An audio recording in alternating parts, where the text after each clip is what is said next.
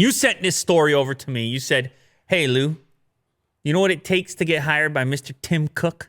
And I said, no, I have no idea. I could never meet that criteria. You know, Tim and me, we got a long history. There's nothing I could say at this time. Or maybe I could. We had a famous Photoshop where Tim and I, we were doing a fist bumper. No, maybe it was a high five or something. I don't remember. High five. But it was a wonderful Photoshop that Fotis put together. Willie D's going to try to find, but there's no chance. He's too slow. It's too late. I'm moving on. There's one right here. Oh yeah, that was me and Tim chilling on the couch. Hold on. This is one. This is Fotis's favorite Photoshop combo is me and Tim. Yes. But I always have the open invitation to Tim. He wants to come on the show, explain himself. He wants to send an early access iPhone or do anything like that. It's an open invitation to Tim on this show. Anyway, these are the job qualities, the qualities that Tim looks for in job candidates. And you want to get hired to work at Apple. That's terrifying, by the way, what you're showing off right now.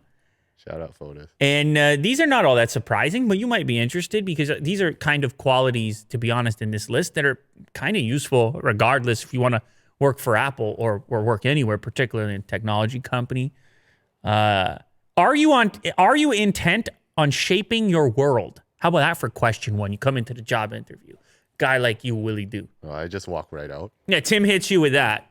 You sip your coffee and you bounce. Consider whether you are complacent with the way things are or whether you have a restless mind that wants to shape the world around you. I don't know that I would call it restless, but this is a philosophical question. Mm-hmm. Well, is the world what it is? Is the world happening to you or are you happening to the world? You see, this is a key. It's almost less about which you believe to be true, and the more important part is which you perceive yourself to be functioning within. In other words, which one you're participating in. You could be like, man, I don't really know. Maybe the world is happening to me, this whole thing. I mean, it's all so complicated. It's fine. You could believe that. Mm-hmm. But if you participate in the one where your action makes a difference, where you do feel that you can shape certain things, well, obviously in that environment, you would likely have more potential upside. Yes. Because you're interacting with the tools in a more, with a greater sense of optimism about the impact that interacting with those tools might have, whatever they happen to be. So anyways, that's question number one. Are you willing to take risks? And this talks a little bit about Tim himself. Tim was actually at Compaq. Remember the old computer company? Yep. They don't exist anymore. I think HP bought them and then they evaporated. At the time, they were like number one in PCs. Apple, you're crazy. Why'd you go work for Apple? Tim himself, he spoke to a bunch of friends, CEO types, because he had a high position. They say, you're crazy, man. What you trying to do? This is Compaq. Mm-hmm. Tim was like, I don't know, those Apple guys, this Steve Jobs guy, he's got something going on. I talked to him. He seems interesting. I don't know. So he goes and he takes the risk. And the same thing works once you have a job, that if you see a problem with something, it may be risky for you to attempt to fix it because somebody might get offended or somebody might say, hey, man, stop. What are you doing riling up all those feathers? Mm-hmm. But in reality, if you can see a spot that you can make an improvement, then it's going to have an impact on the whole company and the progress, and it probably should be brought to light. So you got to take some risk, calculated risk. Do you have faith in the future? I mean, that's just, are you optimistic in general? Yeah. I would say it could be a real tough place to be working with a group of people who don't have a positive view of the future. Mm-hmm. It's also a technological company. It's a tech company.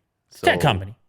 Yeah, the future is going to be tech. Apple's a tech company. Involved in some way. Yeah. They're a tech company. Of course. Do you listen to your gut?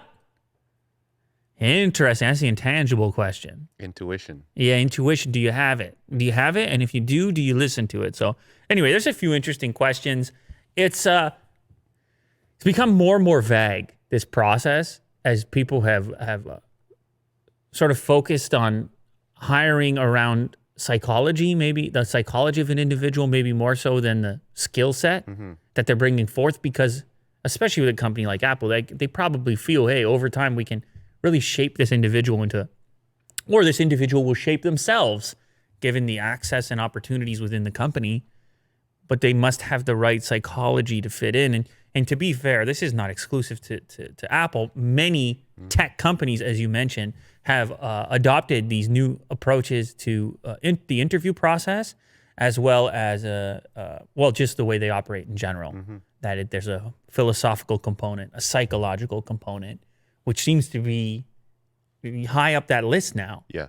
Maybe even above whether or not a person brings a tremendous amount of experience, for example. And those are things you can control. Your psychology, you can control. I mean, to a certain extent, some people, it's more difficult. They may have to work harder to control those aspects, but it is available to you. It's inside of you somewhere.